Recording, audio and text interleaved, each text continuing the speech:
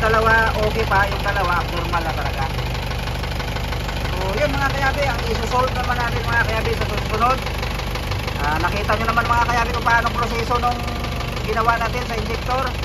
Binaklas natin, tinignan natin yung injector, tinisting, wala, bad shot. Ang susunod natin isusolve mga kayabe yung taguktok. Yan, kita mo mga kayabe ang tailing, oh. Walang kagalaw-galaw, oh. Hawakan mo, walang kagalaw-galaw, oh. Ngayon ang problema mga kayabe, yung tunog na yan, yun ang susunod natin isusolve. So yun lang mga kayabe, pag ninyo ang issue nito mga kayabe kahapon, nanginginig siya. Ngayon ang ginawa natin mga kayabe, binunot natin yung injector lahat, pinalitan na sulfate, okay na. Nakikita nyo naman mga kayabe,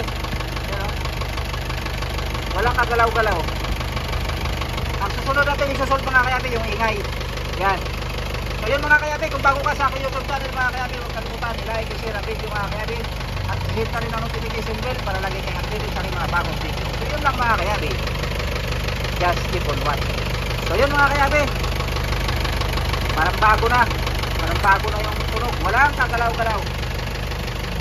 Yun lang po, marami po salamat. That's it. So welcome back mga kayabe. So ito na naman mga kayabe, isusolve na naman natin yung problema mga kayabe, yung bagong pili natin na mini dam. Yung tunog mga kayabe, inadjust na natin yung rocket arm, wala, doon pa rin yung tunog.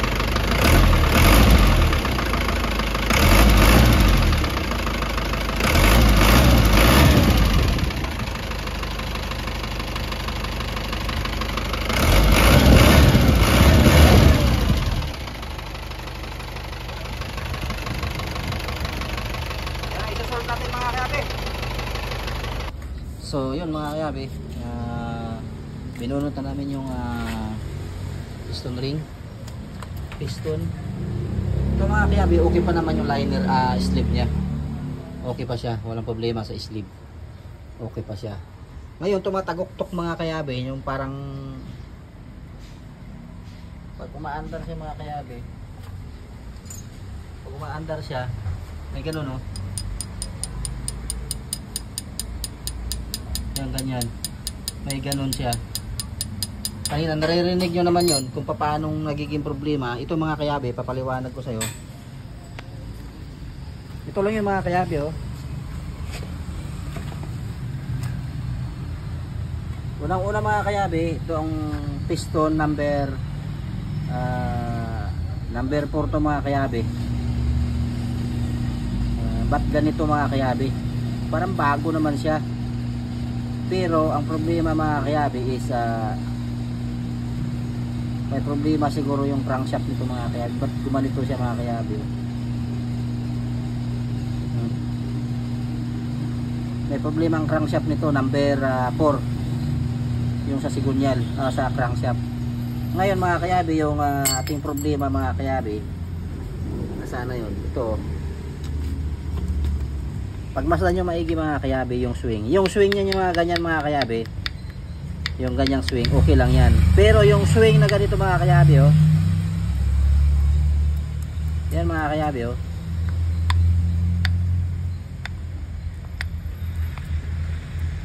yan mga kayabe, oh, yan, oh. Kumbaga, yung halimbawa yung ganyan yung mga kayabe, natural yan, natural yung ganyan. Pero mararamdaman mo yan mga kayabe pag hinawakan mo siya dito, tapos swing mo siya, hawakan mo yung piston, tapos tagilid mo siya. Ayan, oh, ayan, oh, kikita mo naman siguro dyan sa video. Ayan, oh, oh, oh, oh, oh. Yung piston pin bushing nito mga kayabe, yun ang inahang ko, piston pin bushing. Yung bushing nito mga kayabe, yan, yun ang ano, yun ang naging problema. Malakas, nawawala siya mga kayabe pag nilakasan mo yung RPM. Pero pag nakaminor siya mga kayabe, parang siyang dinudukdok na ano, may nagdudukdok na martilyo. Ayan mga kayabe, Dalawa yung nakita ko mga kayabi, ito yata rin.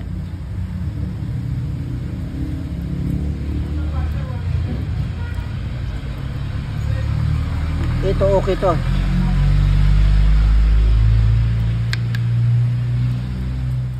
Ito medyo okay to.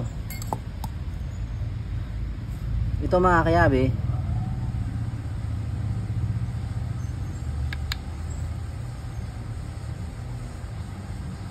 okay to, walang problema to. Ito walang problema to, wala siyang swing. Ito okay to.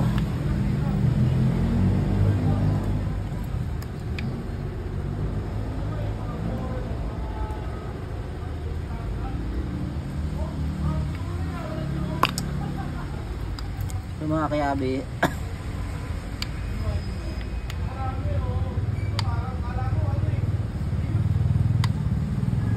anong number yung may swing G? 4 din? Iba? 1.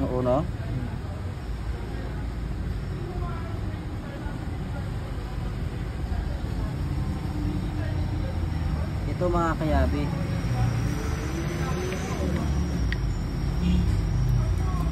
laki oh.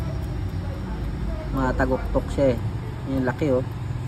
Makikita mo naman sa video mga kayabi. Tingnan mo mga kayabi oh, yung alog niya oh. So nakita natin mga kayabi kung ano nagiging problema. So yun mga kayabi, magbabalik kami mamaya mga kayabi. Just keep on watching lang. So welcome back mga kayabi no? Ito na yung laguktok na mga kayabi. Ito na yung mga luma mga kayabi, pinagpalitan natin na piston pin bushing to mga kayabi. Piston pin bushing. Tignan natin mamaya mga kayabi kung okay na ba yung andar, wala nang taglaguktok. Ito yung pinagpalitan natin ng mga bearing mga kayabi. Yung bearing mga kayabi na number 4 mga kayabi, ito siya mga kayabi oh. Medyo worse yan oh. Nalitan na natin ng bearing, standard to mga kayabi, yung connecting rod.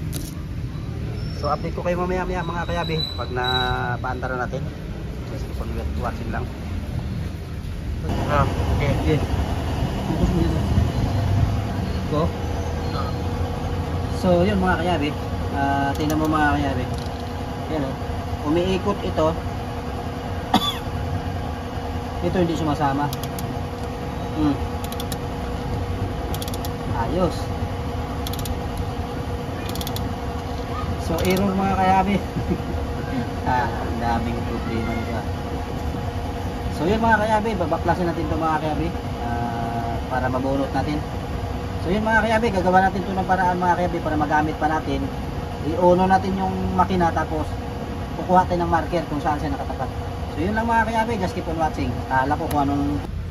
So yun mga kayabi, ganun pa rin mga kayabi, may ingay pa rin siya mga kayabi, hindi natin na pinpoint mga kayabi.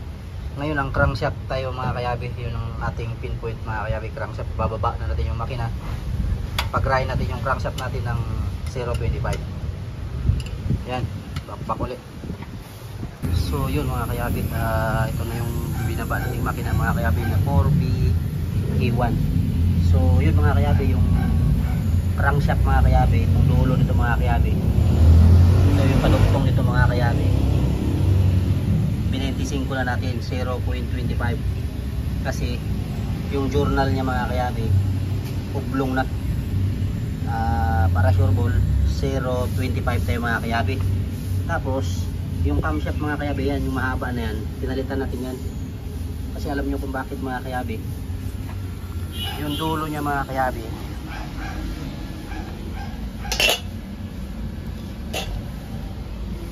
isa rin to magpupos ng ingay mga kayabi. Wala na mga pudpud na mga kayabi to. Pudpud na siya. Ayan o. Ito okay pa to. Ito wala na mga kayabi o. Ayan o. Ito sana ganito mga kayabi, may tulis. Tingnan mo, sira na o. So yun ang ginawa natin mga kayabi, pinaba na lang din natin mga kayabi. Tingnan mo mga kayabi yung tulis. Yan yung tulis niya. Ayun yung tulis niya na yun oh. Kumbaga yung tulis niya yung talagang mahaba siya pag ganun. yun mga pudpud na mga kayabi. So ang ginawa natin mga kayabi is pinalitan na natin ng camshaft buo. Yan, ito yung luma. So ito na, 25 na to mga kayabi. So salpak na tayo mga kayabi. Magbabalik kami mamaya mga kayabi. Just keep on watching lang. Buo na pambaba mga kayabi. Yan, buo na.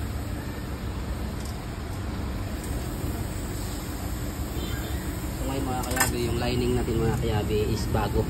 Japan yan mga kayabi. Hindi yan ordinary mga kayabi. Mayroon tayong pinapagawaan yan na Japan. Mayroon namang mura mga kayabi, pero dapat mga kayabi ang kukunin mo yung magandang klase. Magandang klase yan mga kayabi. Bago lining natin. Para kondisyon yung hatak. So bumabalik ako mamaya mga kayabi pag napwisto na natin lahat. So yun mga kayabi, bibiyahin na to mga kayabi yung ginawa natin mga kayabi na overhaul. Yung in-overhaul natin mga kayabi na 4BE1. So bibiyahin na to yung tinaasan natin ng siding mga kayabi.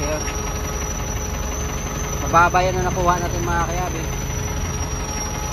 So bibiyahin na yan. So yun mga kayabi, bibiyahin na yan. Ayan, okay na yan mga kayabi.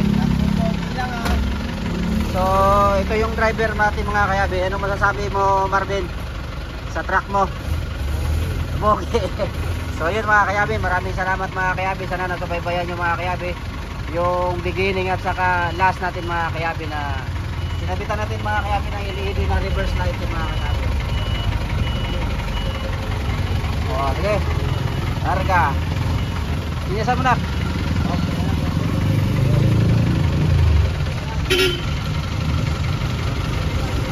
So yun mga kayabi, maraming pong salamat. Just keep on watching.